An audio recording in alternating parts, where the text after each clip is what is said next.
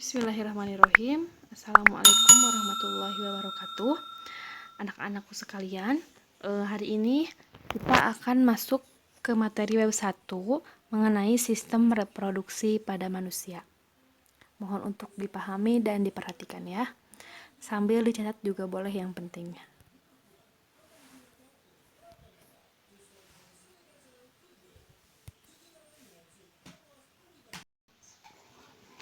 Nah, sistem reproduksi manusia dibagi menjadi 3 pembahasan. Yang pertama, ada alat atau organ-organ reproduksi manusia, dan yang kedua, proses pembentukan sel, ketiga, fertilisasi dan kehamilan. Ketiganya ini tidak akan Ibu bahas semuanya ya.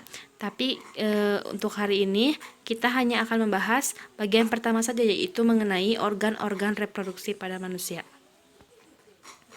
Sebelum ke sana, kenapa sih makhluk hidup itu selalu bereproduksi, atau kenapa sih makhluk hidup itu selalu melakukan reproduksi? Itu karena setiap makhluk hidup mempunyai tujuan untuk mempertahankan keberadaan jenisnya, atau setiap makhluk hidup itu menginginkan adanya keturunan ya, atau jadi kalau misalnya tidak ada proses reproduksi, maka makhluk hidup tersebut akan mengalami kepunahan. Demikian juga manusia. Manusia perlu untuk melakukan proses reproduksi untuk mempertahankan keberadaan jenisnya. Proses reproduksi itu diatur oleh suatu sistem yang disebut sebagai sistem reproduksi. Manusia memiliki 2 jenis, yaitu laki-laki dan perempuan, yang mana kedua jenis reproduksi tersebut memiliki perbedaan, tetapi keduanya saling membutuhkan ya. Kita akan bahas satu-satu, dimulai dari alat reproduksi pada laki-laki. Ini adalah gambar penampang melintang dari sebelah kiri organ reproduksi pada pria atau laki-laki, di mana di sini terdiri atas sepasang testis, kemudian epididymis, vas deferens, uretra, penis, serta juga ada kelenjar kelaminnya. Ya, bisa dilihat ya. Jadi semua proses pembentukan urin, pembentukan sperma dalam alat reproduksi laki-laki itu sangat panjang dan banyak sekali bagian-bagiannya. Kita akan bahas satu-satu dan kita akan tahu apa saja fungsi dari setiap organ tersebut. Yang pertama itu testis. Testis adalah di tempatnya itu yang sudah Ibu tandai warna pink di sana ya. Nah, testis ini testis ini adalah kelenjar kelamin yang menghasilkan sperma. Jadi sperma itu dihasilkan dari testis.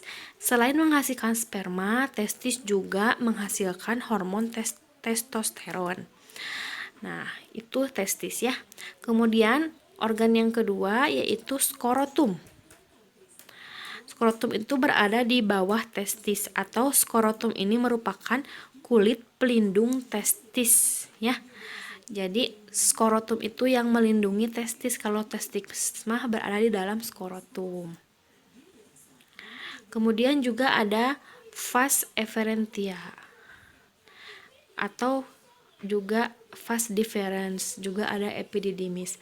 Nah, apa itu vas efferens ya? Vas efferentia itu berfungsi untuk menampung sperma. Jadi pada saat testis menghasilkan sperma, kemudian sperma ditampung oleh vasa efferentia. Nah, setelah di vasa efferentia, epididymis melakukan absorpsi sperma, sehingga sperma mengental dan juga menyimpan sperma selama 3 minggu. Ya, jadi tidak setiap hari testis itu setiap hari melakukan mereproduksi sperma, tapi tidak setiap hari juga sperma itu harus dikeluarkan atau bagaimana, karena epididymis dia menyimpan spermanya itu supaya kualitasnya baik itu selama 3 minggu. Kemudian vas deferens. Vas deferens itu merupakan saluran penghubung epididymis dengan uretra pada penis. Ya. Vas deferens itu adalah penghubung antara epididymis dengan uretra di daerah penis, di mana di bagian ujungnya juga terdapat saluran ejakulasi. Kemudian, kalau uretra apa? Uretra merupakan saluran untuk mengeluarkan sperma dan urin. Ya. Kalau misalnya Ibu gambarkan ya. Nah, jadi dari sini sperma diproduksi kemudian masuk ke fase efferentia, kemudian masuk ke epididymis ya, di sini epididymis. Kemudian oleh vas deferens disimpan dulu selama 3 minggu. Setelah itu dia masuk ke sini ya. Kemudian keluar, setelah terjadi ejakulasi dia keluar melalui uretra. Nah, jadi untuk organ kelamin laki-laki mah uretra uretra itu bisa mengeluarkan 2 jenis, yaitu sperma dan urin ya.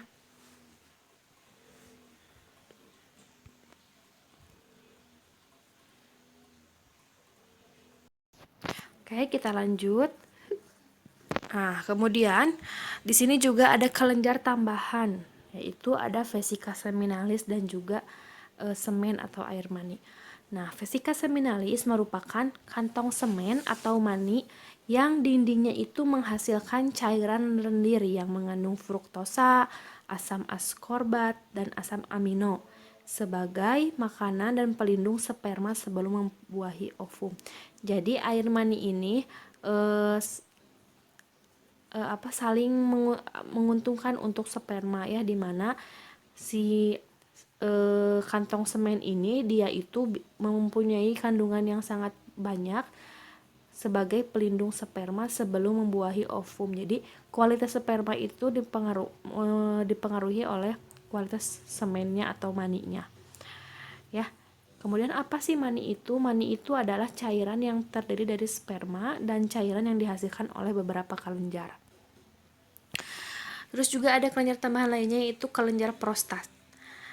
Kelenjar prostat ini dia menghasilkan cairan basa yang berwarna putih susu. Nah, cairan ini juga berfungsi untuk menetralkan sifat asam pada saluran vasa efferentia dan cairan pada vagina sehingga sperma dapat bergerak dengan aktif. Nah, karena kondisi vagina itu mempunyai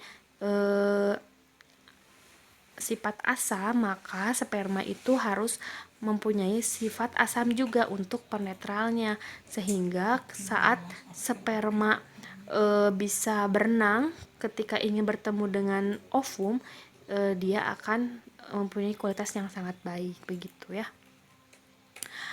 Nah, kemudian juga kelenjar tambahan lainnya yaitu ada kelenjar Cowperry, di mana kelenjar Cowperry itu berfungsi sebagai penghasil cairan pelicin.